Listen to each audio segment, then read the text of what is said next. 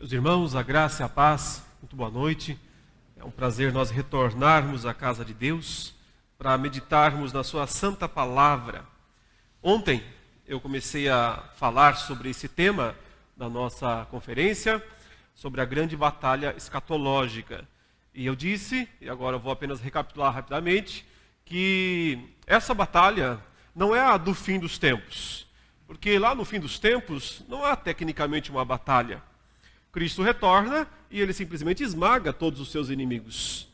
Porque a questão nunca foi quem tem mais força, quem tem mais poder, quem tem mais soldados. Crê-se que o inimigo tenha 1/3 dos anjos, se aquela passagem do capítulo 12 de Apocalipse estiver correta na interpretação de que com a sua cauda ele arrastou 1/3 das estrelas do céu. É possível que essa interpretação seja correta, porque em Apocalipse, anjo normalmente é estrela, né? Estrela é anjo. Então, esse simbolismo não estaria fora de lugar se nós interpretarmos dizendo que Satanás arrastou consigo 1/3 dos anjos do céu.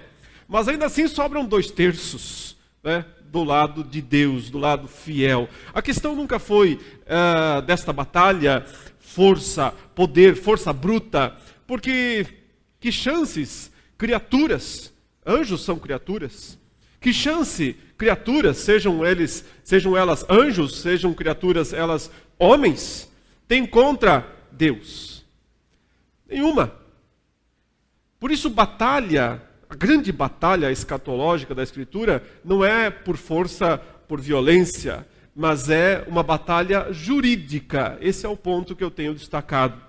Uma batalha jurídica, uma batalha por legitimidade, uma batalha por autoridade. Esta palavra, autoridade, eu quero que você preste mais atenção a ela quando você ler os evangelhos, especialmente Marcos e Mateus. Quantas vezes esse termo aparecerá e será crucial para entender o que é que Cristo veio fazer aqui. Ora, você já sabe. Ele, após a ressurreição, ele disse aquelas famosas palavras aos seus discípulos: toda autoridade me foi dada nos céus e na terra. Ide, portanto, fazei discípulos de todas as nações, batizando em nome do Pai, do Filho e do Espírito Santo, certo? Então, o que ele disse? Eu recebi, me foi dada toda a autoridade no céu e na terra. Esse foi o resultado da sua vitória. Foi a sua conquista. Foi o que ele veio buscar aqui. Ele veio para conquistar esta autoridade. Toda a sua vida, desde o primeiro momento da sua encarnação, como vimos ontem, o nascimento dele, cada passo da vida dele, compõe essa grande batalha por legitimidade, por autoridade, para poder implantar o reino redentivo de Deus, não só em Israel, mas em toda a terra. Num certo sentido, Deus, Cristo, sempre foi rei. Ele nunca precisaria ser coroado no sentido de que ele é o Criador, ele é o dono de todas as coisas. Mas num outro sentido, Cristo só se tornou rei quando ele venceu essa batalha. Estamos falando do sentido jurídico, do sentido redentivo. De maneira que agora ele é Rei dos Reis e Senhor dos Senhores. E pode, portanto, garantir que o seu reino se expanda. Eu recebi toda a autoridade nos céus e na terra. Portanto, vão.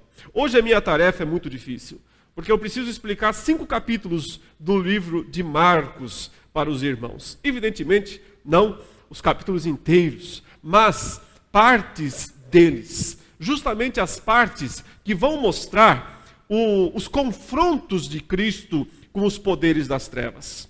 Os primeiros 5 capítulos de Marcos, eu vou usar uma frase estranha, mas espero que vocês compreendam. Os primeiros 5 capítulos de Marcos estão infestados de demônios. Eles aparecem o tempo todo. Eles surgem toda hora. Há mais menções a Satanás e seus demônios nesses 5 capítulos de Marcos do que no Antigo Testamento inteiro. Por que será isso? Porque esta efervescência, por assim dizer, de obra maligna, de obra satânica, justamente quando Cristo inicia seu ministério, seu trabalho público. Porque chegou a hora da batalha. Chegou a hora dele enfrentar esses inimigos e de ir aos poucos caçando a autoridade deles. Ir aos poucos minando a autoridade deles. Para que finalmente, quando ele completa a sua obra, e só se dá na cruz, ele possa despojá-los definitivamente. Leia depois com calma esses 5 capítulos de Marcos, para você ver quantas vezes aparecem menções a espíritos malignos. Vamos ler desde o capítulo 1, verso 1. Princípio do Evangelho de Jesus Cristo, Filho de Deus, conforme está escrito na profecia de Isaías. Eis aí envio diante da tua face o meu mensageiro, o qual preparará o teu caminho. Vós do que clama no deserto, preparai o caminho do Senhor, endireitai as suas veredas.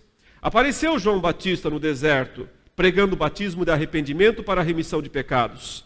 Saíam a ter com ele toda a província da Judéia e todos os habitantes de Jerusalém, e confessando seus pecados, eram batizados por ele no Rio Jordão. As vestes de João eram feitas de pelos de camelo. Ele trazia um cinto de couro e se alimentava de gafanhotos e mel silvestre. E pregava, dizendo: após mim vem aquele que é mais poderoso do que eu, do qual não sou digno de, curvando-me, desatar-lhe as correias das sandálias. Eu vos tenho batizado com água. Ele, porém, vos batizará com o Espírito Santo.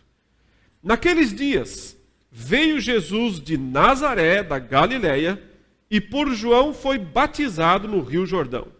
Logo ao sair da água, viu os céus rasgarem-se e o Espírito descendo como pomba sobre ele.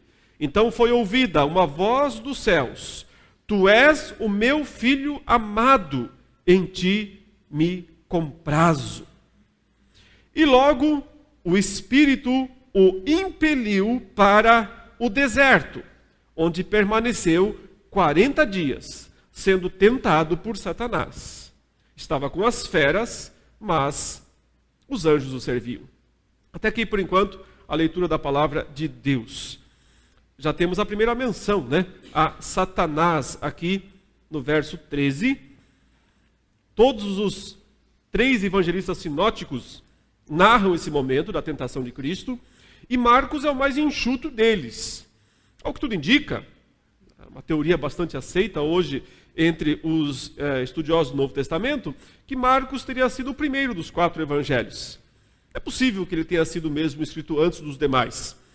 Não vou entrar naquelas complexas teorias de fontes.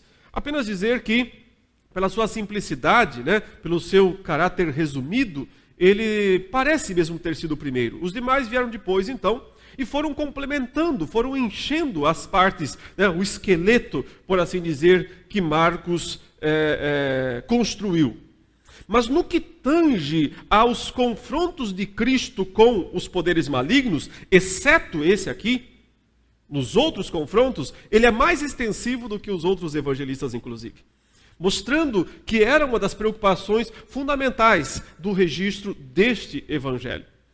Nós temos que olhar os 4 juntamente. Evidentemente que os 3 sinóticos têm um ângulo específico e João outro, mas por que 4 foram escritos? Porque Deus queria que nós tivéssemos uma visão completa, em 4 dimensões, né? Essa é uma brincadeira, não tem nada a ver. Deus queria que nós pudéssemos ter a somatória dos evangelistas, de maneira que a harmonia deles nos conduz à verdade completa, à biografia completa da pessoa de Cristo. O que nós temos aqui? Né? O relato, então, do aparecimento de João Batista, que vem anunciando que Cristo veio depois.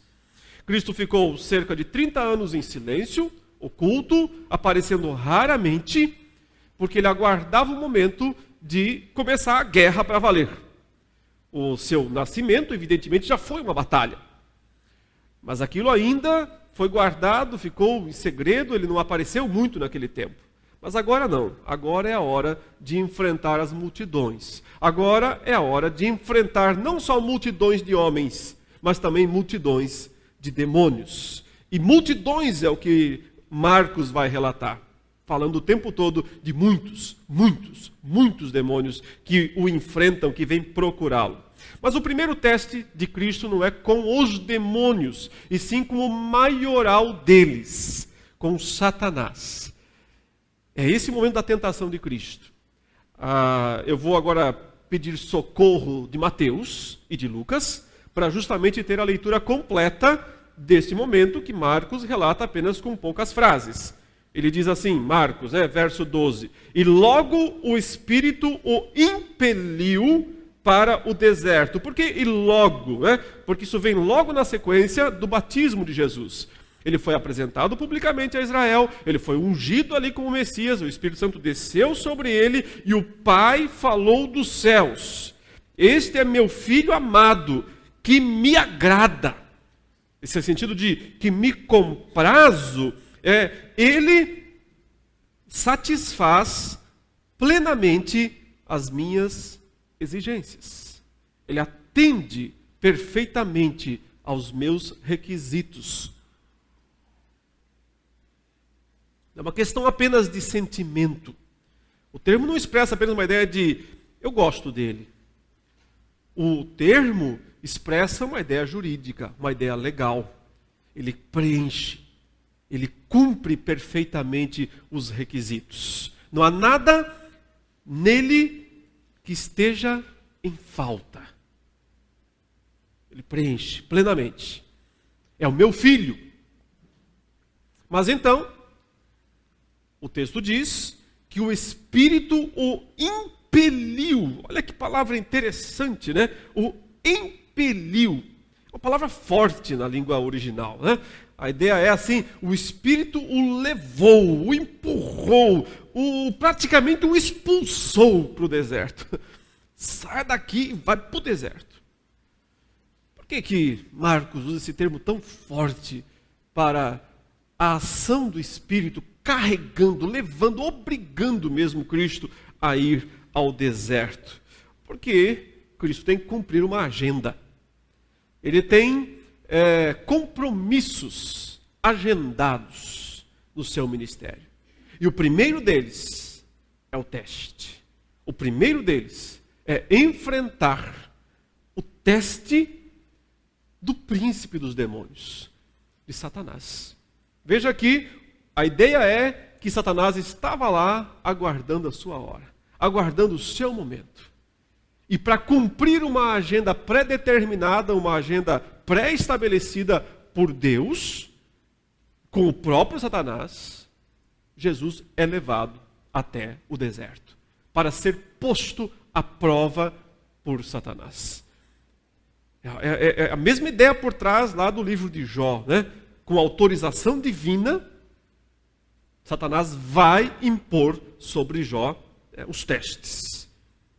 Aqui é o próprio Deus, na pessoa do Espírito, que leva Cristo a esse lugar. Porque Cristo tem que cumprir toda a justiça. Ele disse isso, inclusive, para o próprio João Batista, antes de ser batizado.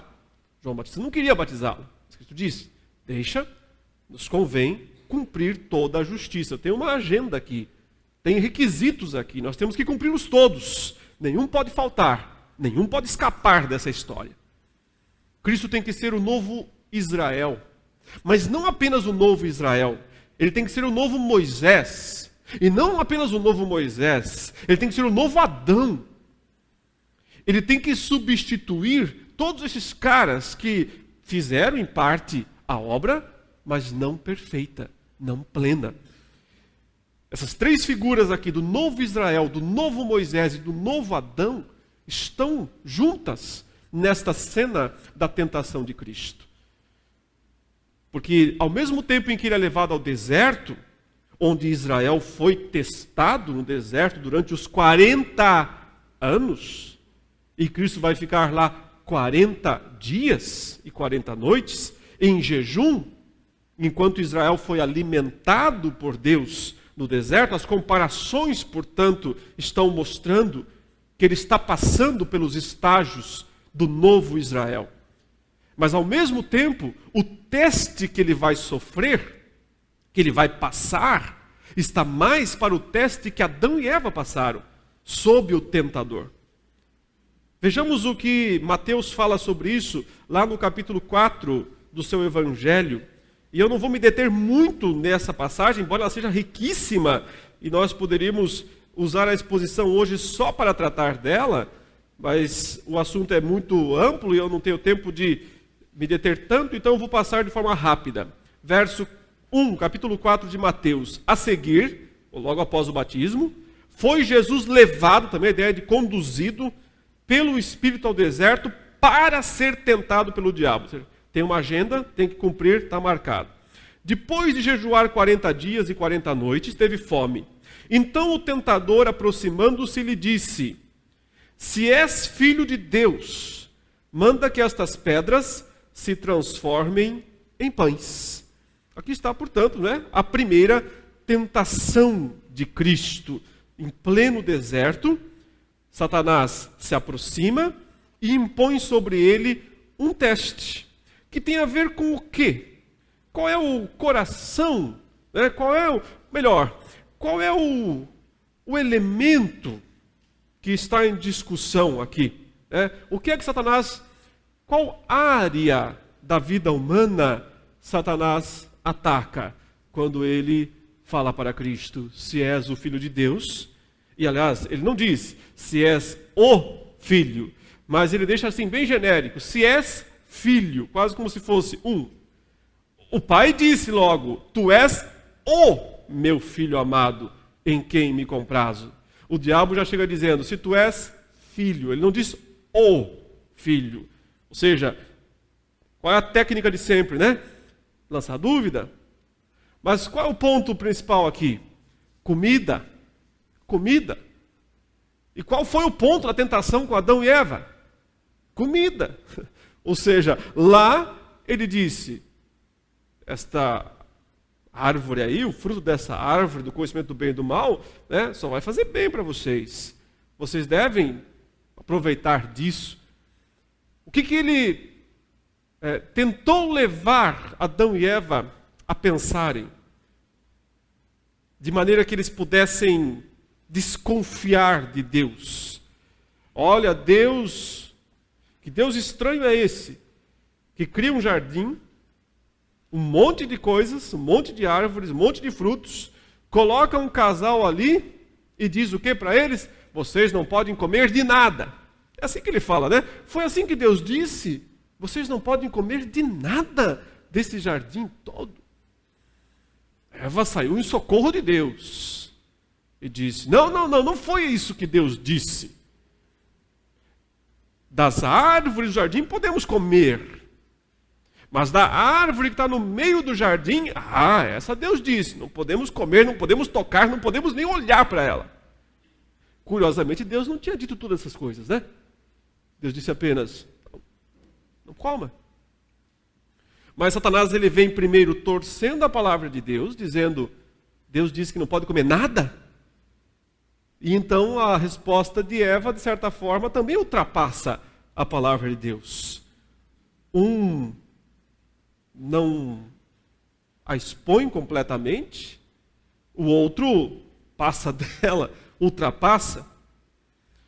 De qualquer maneira, o que estava por trás das intenções malignas de Satanás era dizer, não é justo que um filho de Deus passe fome. Não é justo que um filho de Deus não possa usufruir de tudo o que Deus fez. Se Ele fez, se Ele criou, se é bom, por que motivos um filho de Deus deveria não ter, não usufruir? Se és o filho de Deus, então manda essas pedras virarem pães. Porque sabemos que esse é o ponto da tentação aqui. E isso tem a ver com Adão e Eva, ou seja, que Deus é esse que deixa seus filhos passarem fome. Que Deus é esse que exige jejum de 40 dias dos seus filhos. Que Deus é esse? Ele está simplesmente no nível dos apetites? Não só isso. Mas ele está discutindo o próprio direito de Deus de dizer ou não dizer as coisas. A resposta de Cristo nos mostra que esse é o ponto, porque Cristo cita Deuteronômio, capítulo 8, da resposta.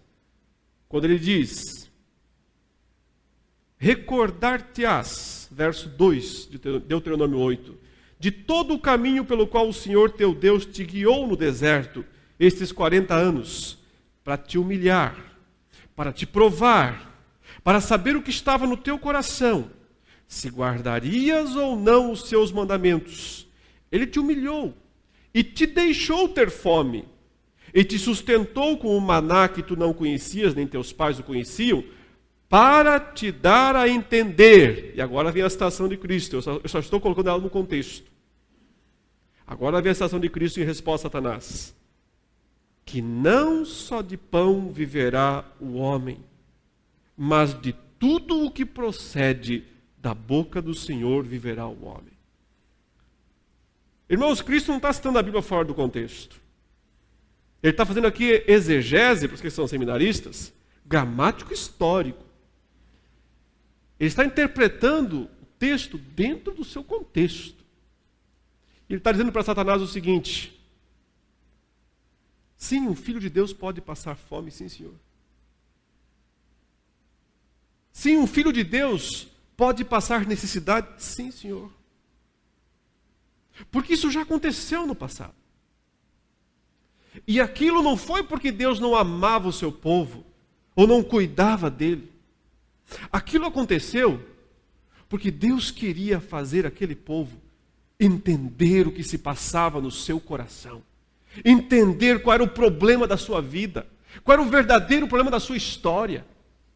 Para que ele se humilhasse. E para que ele reconhecesse que o mais importante da vida não é pão. Que o mais importante na vida não é conforto. Mas que o mais importante da vida é a palavra que sai da boca de Deus. O que Adão e Eva não falaram. O que Adão e Eva não disseram para Satanás. Porque eles não viveram pelo que Deus disse, mas se deixaram levar pelo engano satânico do: cadê os meus direitos? Afinal de contas eu sou filho de Deus. Aqui Satanás percebeu que encontrou um adversário à altura. Ele nunca tinha precisado ir além desse nível de tentação com ninguém. Porque todos os seres humanos, desde Adão e Eva, já caem nesse nível de tentação. Mas aqui ele enfrentou o segundo Adão. E perdeu. Já no primeiro teste. Mas como ele tem um arsenal de testes, ele disse: vamos para o segundo nível. E levou Cristo até o alto do templo, É isso que, voltando lá em Mateus capítulo 4, é dito. Então o diabo, verso 5, o levou à cidade santa, colocou-o sobre o pináculo do templo. Ele disse: se és filho de Deus, atira-te abaixo, porque está escrito: aos seus anjos ordenará a teu respeito que te guardem, e eles te susterão nas suas mãos, para não tropeçares em alguma pedra. Respondeu-lhe Jesus: também está escrito: não tentarás o Senhor teu Deus. Adão e Eva não chegaram nesse nível de tentação, eles caíram no primeiro. Mas Cristo foi ao segundo. Vamos tratar de coisas espirituais, então. Já que você saiu bem na parte dos apetites, na parte da matéria, na parte da carne, vamos para as coisas espirituais. Satanás mostra que ele também foi um anjo de luz. E que sabe transitar nesses recintos também, quando o assunto é teologia. quando o assunto é interpretação da Escritura, ele também sabe transitar. Mas o que ele fará? Nos ensinará o que não é boa interpretação da Escritura. Ele leva Cristo até o ponto mais alto do templo e diz: muito bem, se tu és o Filho de Deus, atira-te abaixo. Já que você citou a Bíblia para mim, agora eu citarei ela para você. Não está escrito? Aos seus anjos dará ordens a seu respeito para que te guardem e não tropeçarás, porque eles vão te suster nas mãos. Salmo 91, ele citou ipsis literis, mostrando que conhece a Escritura, mostrando que sabe também citar a Bíblia. Mas qual é o problema dele? Falta de contexto. Não sabe ou não quer usar o contexto da citação. Isso significa tirar um versículo da Escritura, tirá-lo fora do seu contexto. Sempre que você tira um versículo fora do contexto da Bíblia, você faz ele dizer o que você quiser. Por isso tem coisas que eu abomino, são as famosas caixinhas de promessa. Graças a Deus elas acabaram, né? Ninguém mais tem isso. Eu espero. Por quê? Porque aquilo não é leitura da Bíblia. Aquilo é tirar um versículo do nada. Aquilo é o horóscopo crente. O sujeito quer saber o que ele tem que fazer, e como ele não pode mais ler o horóscopo, porque agora ele virou crente, então ele puxa um versículo isolado do texto e tem uma promessa. Até porque o texto diz, né? Caixinha de promessa. Cadê a caixinha das maldições? Cadê a caixinha das esconjurações? Tem muitas na Escritura também. Mas você não vai encontrar na caixinha de promessa. Porque ela é de promessa. É a mania que as pessoas têm de querer pegar só o que interessa, só o que importa, só aquilo que agrada a ela mesma. Cristo não negou o que aquele salmo dizia. Cristo não riscou aquele salmo que Satanás citou da palavra de Deus. Disse o quê? Também está escrito. E aqui Cristo nos deu uma aula de hermenêutica, de interpretação bíblica, gramático histórico. Ele nos deu uma aula de hermenêutica. Aquilo que os reformadores diziam que era a regra dourada da hermenêutica. Qual é? A Escritura interpreta a Escritura. A Escritura interpreta a Escritura. Ele disse, também está escrito, não tentarás ao Senhor teu Deus. Em outras palavras, ele disse, não é porque aquele salmo diz que o Senhor vai me guardar, que eu tenho que me colocar em risco propositadamente para forçar a Deus a me socorrer. Porque isto seria o equivalente a tentar a Deus. Obrigar Deus a fazer alguma coisa não é fé, é fanatismo. Exigir que Deus faça alguma coisa por mim é doutrina do diabo, é hermenêutica satânica. Não é o que Cristo ensina. É Satanás quem diz, põe Deus contra a parede. Põe Deus contra a parede. Deus tem que fazer alguma coisa. Deus tem que te ajudar. Cristo diz, a Escritura interpreta a Escritura. Eu não posso tentar a Deus. E essa foi a segunda bordoada, cacetada que Satanás recebeu num único dia. Nova derrota. Mas então ele vai por tudo ou nada. E só lembrando aqui, mais uma vez, Cristo citou o texto dentro do contexto. Quando ele diz, não tentarás o Senhor teu Deus, ele está citando mais uma vez Deuteronômio que disse, que contou, quando foi que Israel tentou a Deus? No deserto. Quando reclamou do maná. Quando reclamou da provisão de Deus. E quando começou a dizer, esse pão vil, eu quero coisa melhor, eu mereço coisa melhor. Por que Deus tirou a gente do Egito nós tínhamos panelões de carnes. E agora nesse deserto mal tem água e temos que comer esse pão que tem um gosto de nada todo dia. Aquilo foi tentar a Deus. Porque não havia contentamento com a provisão divina. Não havia fé.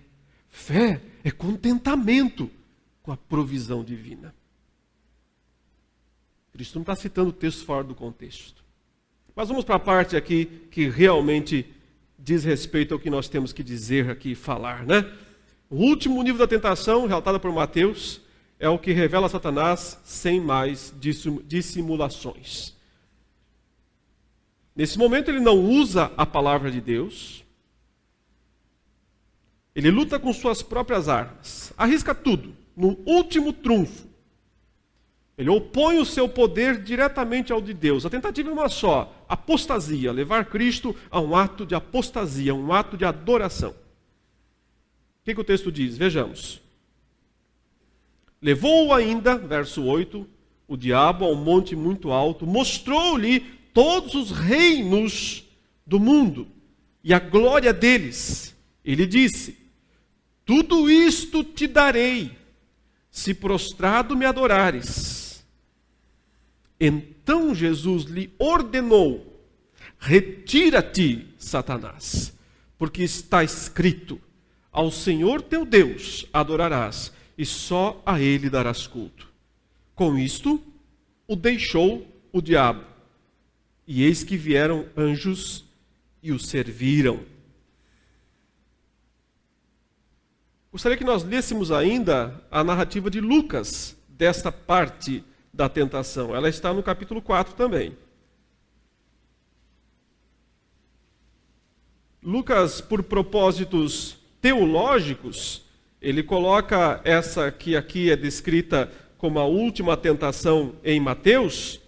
No caso do livro dele, ele coloca como a do meio.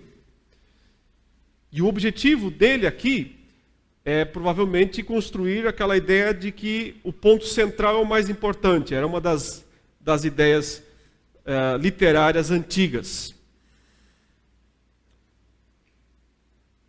Verso 5. E elevando-o, mostrou-lhe num momento todos os reinos do mundo.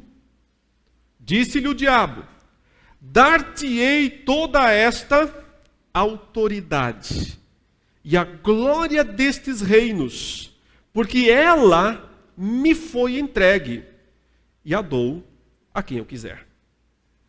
Muito bem, meus irmãos, aqui nós temos então a última das 3 tentações iniciais do ministério de Cristo, né, do início do trabalho de Cristo, um monte muito alto, pôde ver todos os reinos. É interessante que ele sai do deserto, onde Israel foi tentado, para o ponto mais alto de Jerusalém, que é a sede da religião, né, a sede do povo de Deus, e agora ele vai para o ponto mais alto do mundo para contemplar a glória do mundo. O objetivo aqui é testar o segundo Moisés. Cristo está se revelando como aquele que pode vencer as tentações. Satanás está percebendo que ele é o novo Moisés. Lembra, Moisés disse: o Senhor levantará um profeta semelhante a mim. A ele ouvi, devereis ouvir. Os judeus esperavam que o Messias fosse o segundo Moisés. Em que sentido? Do mesmo que no passado aconteceu. Alguém que viesse para libertar o povo do cativeiro. Moisés libertou o povo do cativeiro egípcio e o deu a terra, né? Deu a independência. Os judeus dos tempos de Cristo esperavam que o Messias, o novo Moisés, viesse para libertá-los dos romanos, de maneira que eles pudessem dominar a própria terra. Israel era cativo de Roma já há várias décadas. E, de certa forma, não foi independente desde o exílio babilônico. É certo, naquele pequeno período dos Macabeus, não tão pequeno, mas bastante limitado no tempo dos Macabeus, né? No primeiro século antes de Cristo. O que nós temos, na verdade, nessa figura do segundo Moisés, é a ideia de que ele vem reconquista Israel, retoma Israel, e então poderia levar Israel a ser aquilo que foi profetizado no Antigo Testamento: luz para os gentios, luz para as nações. Deus plantou Israel no centro do mundo, intercalando 3 continentes, com o objetivo do quê? Como diz o Salmo, né? Deus ama as portas de Jerusalém mais do que tudo. A ideia é, por ela os gentios deveriam passar, por ela eles vinham.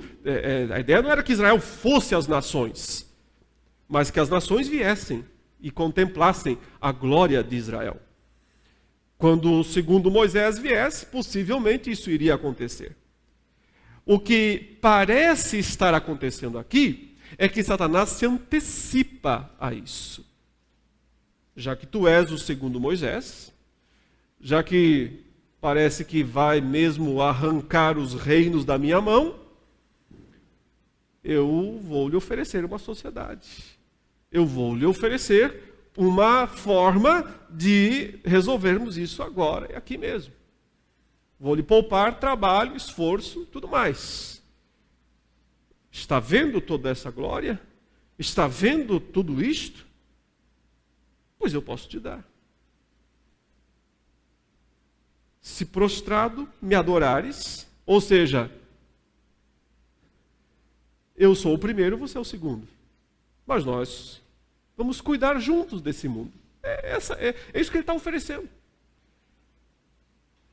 Você reconhece a minha autoridade sobre este mundo, a minha autoridade sobre este mundo, e eu a concedo a você. Fazemos uma sociedade aqui e tudo certo. É interessante, porque nós temos que perguntar, Satanás tinha mesmo ele era mesmo o dono dos reinos desse mundo? Isso não parece ser um blefe? Isso não parece ser uma espécie de uma mentira, um exagero? Parece estar blefando com Cristo. Olha, tudo isso é meu. É isso mesmo que ensina a Bíblia? Ou a Bíblia diz que ao Senhor pertence a terra, o mundo e os que nele habitam, né? Que o Senhor estabeleceu. Então, como fica essa relação? O diabo dizendo uma coisa, o Antigo Testamento dizendo outra, e Cristo não desmentindo o diabo. Porque aqui a gente ficava esperando uma resposta de Cristo, tipo assim: você não pode me dar o que não é seu. Como assim vai me dar o que não é seu? É interessante que Cristo não o desmente e o repreende. Dirige diretamente a palavra de Deus contra ele. Para trás, Satanás. Ele dá uma ordem direta. Ele direciona a palavra de Deus, o poder da palavra de Deus contra Satanás. Para trás. Porque está escrito: ao Senhor teu Deus adorarás, e só a Ele darás culto. Cita o primeiro mandamento. Primeiro e segundo. A solução é Lucas que nos dá. Veja que Lucas não diz exatamente que Satanás disse que era o dono do mundo, mas ele menciona 2 termos, e esses 2 termos aqui são muito importantes. Verso 6, disse-lhe o diabo: dar-te-ei toda esta autoridade e a glória destes reinos, porque ela, e esse ela aparentemente é a autoridade, me foi entregue e a dou a quem eu quiser. Veja os detalhes, né? Satanás está explicando detalhadamente o que é que ele tem, qual é o seu poder e de onde veio. Ele disse: eu posso te dar esta autoridade e a glória desses reinos, porque ela me foi dada. Quem deu? O único que podia dar? Deus. O único que podia conceder isso? Deus. O dono, a quem pertence a terra, o mundo e os que nele habitam. Só ele podia dar esta autoridade. A pergunta é, por que deu? Por que ele deu a esse ser esta autoridade? E a resposta é, porque ele é justo. Porque ele leva a sua justiça até as últimas consequências, para o bem ou para o mal. Uma vez que o pecado entrou no mundo, e pelo pecado a morte, o reino da morte começou. E até que aquele que detém o poder da morte seja esmagado, o direito permanece. O direito é concedido por Deus. Deus concedeu a Satanás a autoridade de ser o acusador, por uma questão de justiça e de imparcialidade. Deus concedeu a Satanás o direito de ser o enganador das nações. E é isso que ele está dizendo que tem. E Cristo não disse que ele não tinha. Ele não é o dono do mundo, ou dos reinos do mundo. Mas ele recebeu a autoridade para enganar e para acusar. Lembra-se dessas duas palavras. Elas vão ser muito importantes nas exposições de amanhã. Ele recebeu essas duas posições. A autoridade de enganar e de acusar. Irmãos, vocês já perceberam que as palavras que Cristo diz depois da sua ressurreição são ipsis literis? Estas aqui. O que diz Mateus 28:18? Toda autoridade me foi dada. Exatamente o que o diabo disse. Toda autoridade me foi dada. A tradução difere um pouco, mas o grego é exato.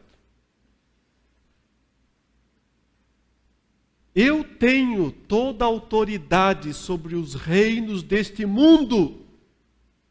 E eu sei que você veio buscar isso. Autoridade. Então, vamos resolver o problema agora mesmo? Vamos acabar com essa batalha agora mesmo? Com essa querela aqui agora mesmo? Vamos resolver tudo uma vez? Assim eu fico com a minha cabeça inteira, né? Antes que você a esmague.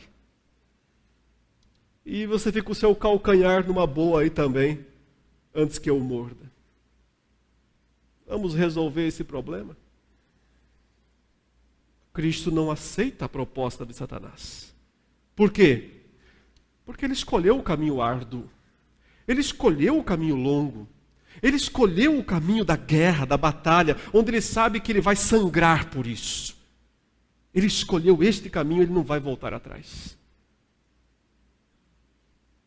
Porque ele sabe também que quando ele terminar esta guerra, esta batalha, ele vai sangrar para vencê-la. Ele vai conquistar algo muito melhor do que o segundo posto na autoridade, debaixo da autoridade de Satanás. Ele sabe que ele vai tirar toda a autoridade de Satanás. E vai permanecer como o único que tem toda a autoridade. Mas ele sabe que ele não vai conquistar só a autoridade sobre os reinos do mundo, porque ele vai poder dizer: toda a autoridade me foi dada onde? Nos céus. Não só na terra, não só dos reinos desse mundo. Eu vou ter um reino um pouquinho maior. Eu vou reinar nos céus e na terra. E por isso ele está disposto a ir até o fim nesta batalha. Mas então, ele o repreende pela primeira vez. Com a força da própria lei. Com a força do primeiro e segundo mandamento, ele diz: retira-te, Satanás. Porque está escrito: E o que o diabo faz?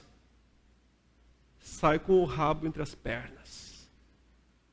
Ele vai embora. O texto diz, ele obedece. O termo aqui que Mateus usa, né? Ele diz, o diabo o soltou. Mais ou menos assim. É como se ele estivesse ali segurando Cristo para testá-lo. Impondo todo o seu poder tentador sobre isso. Mas quando Cristo diz, para trás, Mateus diz, ele soltou a Cristo. Ele o largou, ele o deixou e deu no pé. Mas Lucas conclui, verso 13, né, capítulo 4, passadas que foram as tentações de toda sorte, foi embora o diabo, apartou-se dele o diabo, até momento oportuno. Ou seja, vai ter uma segunda tentação. Vai haver um segundo momento de tentação de Cristo. Se você continuar lendo Lucas, ele não volta mais. Satanás não entra mais em cena até o capítulo 22, quando ele volta. O capítulo 22 eu vou falar amanhã à noite, se Deus permitir. A última tentação de Cristo. Satanás sai de cena. Ele recebeu 3 pancadas. 3 golpes certeiros. Perdeu nas 3 tentações que ele impôs sobre Cristo. Então ele recebeu uma repreensão direta de Deus. Sabe, daqui a pouquinho o texto vai dizer que Jesus amarrou o valente. De onde vem isso no texto? Se ele não menciona antes especificamente esse momento, senão desta repreensão. É nesta hora que Jesus começa a restringir Satanás. Você já teve a sua chance. Agora saia. Saia de cena. E ele não tem outra alternativa a não ser sair de cena. Mas então manda seus soldados. E é por isso que a partir agora desse momento, ele não volta mais pessoalmente a enfrentar Cristo, só lá no capítulo 22 de Lucas. Mas no meio dessa história toda, ele vai mandar, e vai enfileirar os seus comandados para enfrentar Cristo. Volte para Marcos e veja o primeiro deles.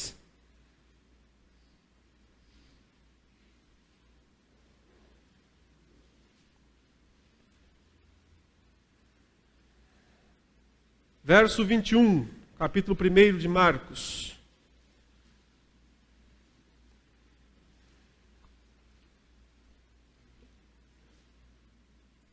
Depois entraram em Cafarnaum e logo no sábado foi ele ensinar na sinagoga. Maravilhavam-se da sua doutrina, que o sentido é que eles ficavam espantados, né? Porque os ensinava como quem tem, olha a palavrinha mágica aí, autoridade, e não como os escribas. Já que mencionou autoridade, tem um desafiante. Verso 22. Não tardou, a ideia é, e logo, imediatamente, não tardou que aparecesse na sinagoga um homem possesso de espírito imundo. Jesus não precisava ir atrás dos demônios, eles vinham atrás dele. Esse endemoniado, o texto vai dizer que não era um só, ele foi até a sinagoga onde Cristo estava, pregando, para desafiá-lo. Olha o desafio que ele lança contra Cristo, verso 24. Que temos nós contigo, Jesus Nazareno? Vieste para perder-nos? Bem sei quem és, o Santo de Deus. Essa frase, né? Que temos nós contigo, Jesus Nazareno, é um hebraísmo, você sabe, tem algumas linguagens, né, que são muito típicas do povo hebreu, do povo judeu. Essa frase aparece bastante no Antigo Testamento, e geralmente ela significa algo como: o que isso tem a ver comigo? O que você está exigindo isso de mim? Você não tem direito sobre mim. Nós não temos relação nenhuma. Se afaste de mim. Essa é a ideia, né? O que tenho eu contigo? Você não tem direito sobre mim. Se afaste de mim. É isso que ele está dizendo a Jesus. O que você está fazendo aqui? Por que está aqui? Você não tem direito de estar aqui. Que história é essa de autoridade? Quem está falando de autoridade aqui? Você não tem direito sobre mim. Eu sei quem o Senhor é. Quer dizer, ele o reconhece. Eu sei que o Senhor é o Santo de Deus. Mas vieste para destruir-nos? Quer dizer, a pergunta é, com que autoridade? Com que direito? Ele se sente dono do lugar. Ele se sente em casa. Ele acha que Cristo não tem a autoridade de enfrentá-lo e de destruí-lo. E Cristo, então, o repreende dizendo, cala-te e sai desse homem. Ou seja, eu já derrotei inicialmente o seu chefe, portanto, você é mais fácil. Cala-te e sai desse homem. Então o espírito imundo, agitando violentamente e bradando em alta voz, saiu dele. Resultado: todos se admiraram a ponto de perguntarem entre si: que vem a ser isto? Uma nova doutrina? Com autoridade. Ele ordena aos espíritos imundos e eles lhe obedecem. Então correu célere a fama de Jesus em todas as direções, por toda a circunvizinhança da Galileia. Você vê? A palavra autoridade está antes e depois da expulsão do demônio. Há um reconhecimento por parte das pessoas de que ele ensina com autoridade. Vem alguém questionar essa autoridade. Que tenho eu contigo? Vieste para perder-nos? Que direito o Senhor tem de fazer isso? Cristo diz, cala-te, sai dele. Resultado, a multidão diz, não é que ele tem mesmo autoridade? Porque ele ordena, ele expulsa e os espíritos malignos saem. Daí para frente é uma... E veja, eu falei, né? Ele disse que temos nós contigo. Ele não falou que tenho eu, mas nós. O que dá a ideia aqui de que não havia só um demônio dentro desse indivíduo, desse sujeito. E daí para frente você vai ver expulsões de demônios. Verso 32. À tarde, ao cair do sol, trouxeram a Jesus todos os enfermos e endemoninhados. Toda a cidade estava reunida à porta. E ele curou muitos doentes de toda sorte de enfermidades. Também expeliu muitos demônios, não lhes permitindo que falassem, porque sabiam quem ele era. Jesus aí se retira para orar, tal, verso 39. Então foi por toda a Galileia, pregando nas sinagogas deles e expelindo os demônios. Parece ser essa a rotina inicial de Cristo, o tempo todo expulsando esses seres, né, subalternos do maioral dos demônios, que é Satanás. Ele faz isso durante todo o seu trabalho inicial, né? Lá no capítulo 3, ele estende um pouquinho dessa autoridade para os seus discípulos. Está lá no versículo 11, né? Antes ainda do verso 11 ainda não é a parte que ele dá autoridade, mas ainda é a última parte em que os demônios tentam enfrentá-lo. Diz, também os espíritos imundos, quando viam, prostravam-se diante dele e exclamavam, tu és o Filho de Deus. Mas Jesus lhes advertia severamente que não o expusessem à publicidade. Depois subiu ao monte e chamou os que ele mesmo quis, e vieram para junto dele. Então designou 12 para estarem com ele e para os enviar a pregar e a exercer a autoridade de expulsar, né, de expelir demônios. Ele compartilha então com os seus 12 apóstolos um pouco dessa sua autoridade já imposta sobre Satanás quando venceu as tentações e quando o repreendeu. Agora ele compartilha isso com os seus discípulos. Mas então vão questionar outra vez essa autoridade dele. No capítulo 3 mesmo, ele vai ser questionado pela sua família e pelos religiosos lá de plantão, né? Verso 20. Então ele foi para casa. Não obstante, a multidão afluiu de novo, de tal modo que nem podiam comer. E quando os parentes de Jesus ouviram isto, saíram para o prender, porque diziam, está fora de si.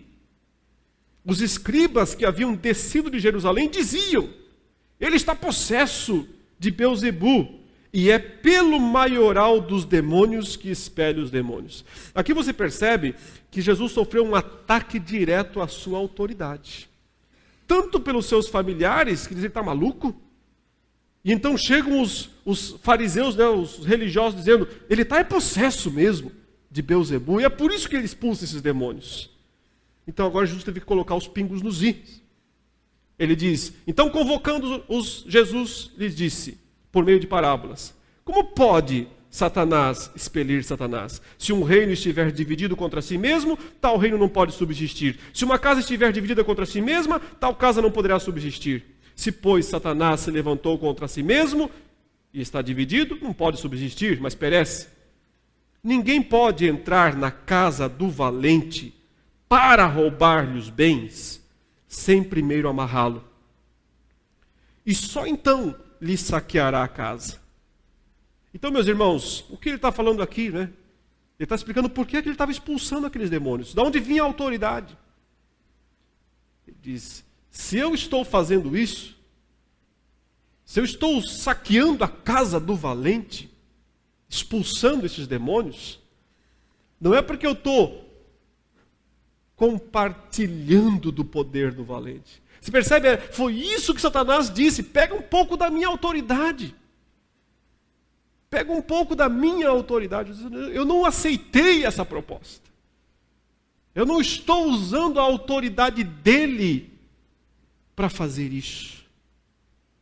Mas eu estou usando outra autoridade, a do Espírito de Deus, que chegou, porque com ele chegou o reino de Deus. É um reino jurídico, é um reino por legitimidade, é um reino por autoridade. Eu só estou fazendo isso porque eu já entrei na casa do valente e eu já amarrei o valente. E como não há nenhum outro texto aqui em Mateus explicando quando isso aconteceu, nós devemos entender que foi quando ele venceu as 3 tentações.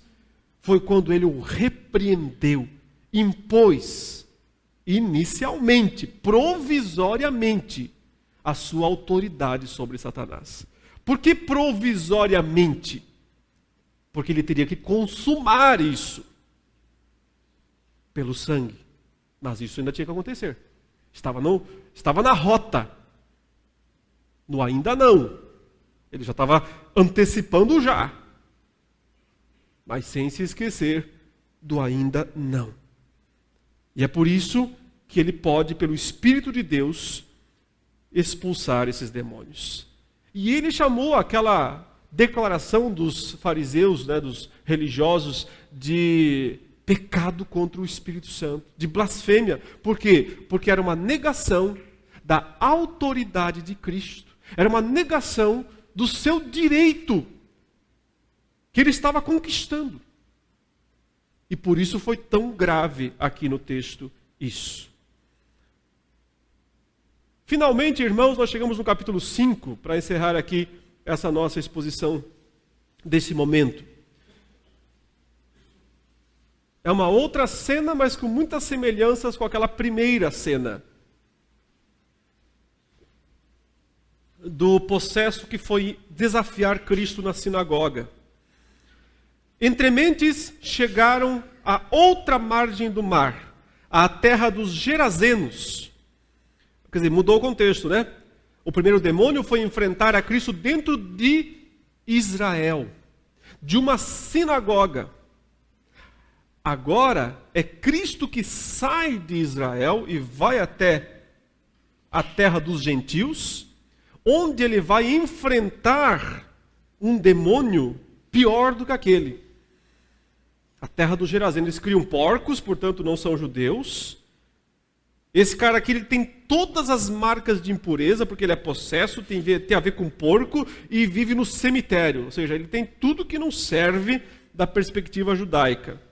Ao desembarcar, logo veio dos sepulcros ao seu encontro um homem possesso de espírito imundo, o qual vivia nos sepulcros e nem mesmo com cadeias alguém podia prendê-lo. Que é um joguinho de palavras, né? Quem que pode prender o valente? Os homens não. Porque, tendo sido muitas vezes preso com grilhões e cadeias, as cadeias foram quebradas por ele, e os grilhões despedaçados, e ninguém podia subjugá-lo. Quem é que pode, de fato, subjugar o inimigo, subjugar o valente, né?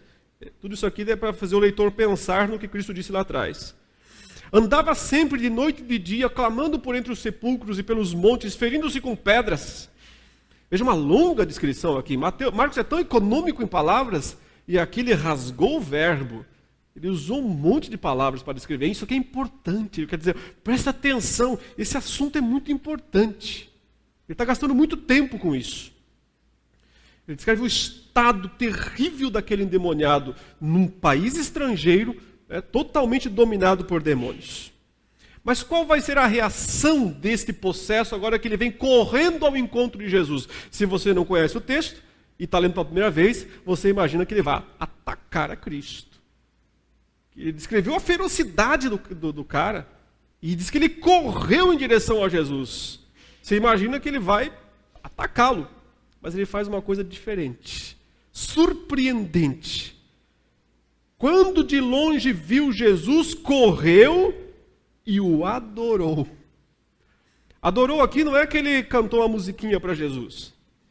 Ele se prostrou, ele se dobrou, se prostrou diante de Jesus. Mas olha, prostrado, exclamou em alta voz. Mesmo prostrado, ele grita. O texto é gritou, berrou, urrou. Que tenho eu contigo, Jesus, Filho do Deus Altíssimo? Conjuro-te por Deus, que não me atormentes. Porque Jesus lhe dissera, espírito imundo, sai desse homem. Aqui você tem elementos muito interessantes. Novamente, né? Dissociação. Que tenho eu contigo? Qual é o seu direito de vir aqui me atormentar? Jesus, Filho do Deus Altíssimo. Os judeus acreditavam que quando se conhecia o nome do demônio, você sabia o nome, você expulsava ele. Tinha que conhecer o nome da entidade para poder expulsá-la. Mas aqui está havendo uma expulsão às avessas. Porque o demônio está dizendo, eu sei o seu nome. Jesus, Filho do Deus Altíssimo. Olha esse termo na sequência. Conjuro-te. Esse é um termo de exorcismo. Conjuração é expulsão, é invocar autoridade sobre o demônio. Conjuro-te. Ele diz, aqui é o demônio tentando expulsar a Cristo. Eu sei o seu nome, eu vou exorcizar o Senhor deste lugar. Mas o que é mais interessante é, por Deus. Conjuro-te por Deus. Ele não está falando bobagem. Ele está invocando termos legais, termos jurídicos. Ele está dizendo, não é legítimo o que o Senhor está fazendo. Não pode vir aqui. Essa terra é minha. Não pode me expulsar. Não tem direito. Não tem legitimidade. Por isso que ele invoca a lei, ele invoca Deus. Mas Cristo o aperta, e aí Cristo pergunta para ele, qual é o teu nome? Você sabe o meu, mas e cadê o teu nome? E ele não diz. Ele não fala o nome, ele diz, Legião é o meu nome, porque somos muitos. Legião é um termo, né, do exército, das legiões romanas, que tinham entre 4 e 6 mil soldados. Se isso é o que está acontecendo aqui, tinha entre 4 e 6 mil demônios. Veja que tem 2.000 porcos. dava 2 porcos para cada demônio, como é que é? 2 demônios para cada porco. Faltou porco para os demônios depois. Vocês devem ter compartilhado alguns dos suínos lá, quando eles são precipitados, despenhadeira abaixo. O número é muito grande. O que ele está dizendo é o seguinte: se o senhor quer saber, aqui tem um exército. É guerra? Veio para a guerra? Aqui tem um exército. E qual é a sua legitimidade contra nós? Que direito tem de fazer isso? Olha o verso 10. E rogou-lhe encarecidamente que os não mandasse para fora do país. Essa expressão, outra vez, é legal, é dentro dos termos jurídicos. Ele fez uma petição formal, essa é a ideia. Ele fez um pedido legal e enfático. Se eu não vou poder ficar, não vamos poder ficar neste homem, não nos mande para fora do país. E Lucas complementa dizendo que ele falou também o quê? Não nos mande para o abismo. Como os evangelhos são harmônicos, nós temos que harmonizá-los para ter a noção do todo. Eles pediram 2 coisas para eles. Eles tentaram impetrar um habeas corpus. Ali. É um mandato de segurança preventivo. Não nos mande para fora do país, não nos mande para o abismo. Irmãos, isto aqui, eu vou usar uma palavra que alguns vão achar meio estranha, mas depois eu vou explicar. Isso aqui é espírito territorial, sim. Isso aqui é espírito territorial. Eles são os senhores daquele lugar. Porque eles receberam autoridade. A autoridade que foi dada a eles. E agora eu explico. Eles não têm mais isso. Não existe hoje espírito territorial. Existiu até a cruz. Depois da cruz, se ainda existe, Cristo falhou. Cristo fracassou, né? Então sua obra fracassou. Se hoje você acreditar que ainda existe espírito territorial dominando esse ou aquele país nesses termos, então a obra de Cristo não valeu nada. Ele veio para destroná-los. Ele veio para tirar deles essa autoridade. E ele o fez. Mas não nesse momento, ainda não. Nesse momento, isso ainda não havia acontecido, porque ele estava em processo de fazer isso. Por isso eles questionam isso.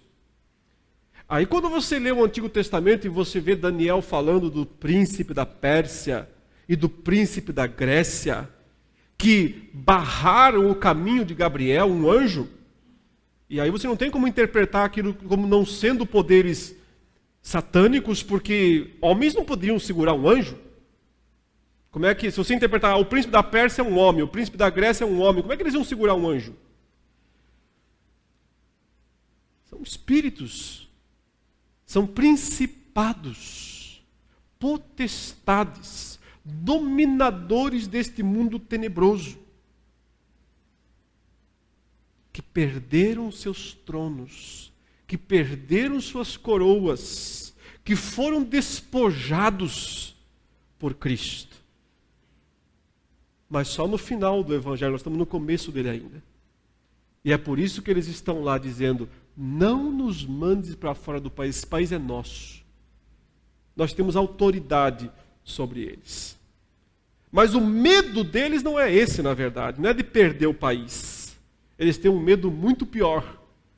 Por isso eles dizem, não nos mandes para o abismo. Abismo é prisão. É o lugar de punição deles, definitivo. Para onde Cristo só vai enviá-los na segunda vinda.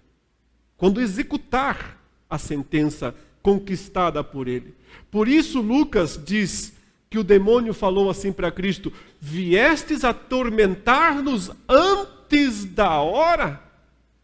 Viestes atormentar-nos antes da hora? Que autoridade tem de vir aqui nos atormentar antes da hora? Não é o tempo. Isso mostra que eles entendiam de escatologia, aqueles demônios. Eles tinham uma boa noção escatológica. Tem muito crente que entende menos do que eles. Bem menos. Porque eles entendiam que o momento da punição definitiva ainda estava por vir. E só aconteceria depois do juízo final. O juízo não aconteceu ainda. E é por isso que eles estão argumentando com Cristo que ele não pode fazer isso. O que Cristo faz, meus irmãos? Curiosamente, atende o pedido deles.